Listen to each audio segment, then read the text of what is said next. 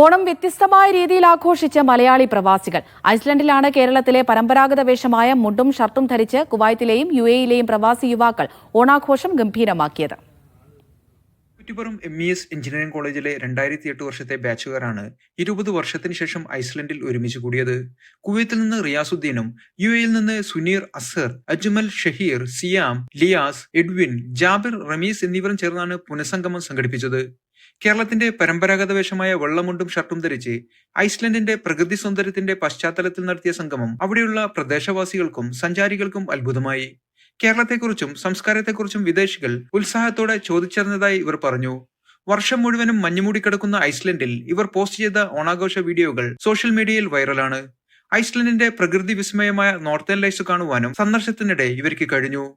ആകാശത്ത് നൃത്തം ചെയ്യുന്ന വർണ്ണങ്ങളുടെ കാഴ്ചയും സുഹൃത്തുക്കളുടെ കൂട്ടായ്മയും ജീവിതത്തിലെ മറക്കാനാവാത്ത അനുഭവമാണെന്ന് ഇവർ പറഞ്ഞു. സലീം കോട്ടയിൽ, മീഡിയ 1, കുവൈറ്റ് സിറ്റി.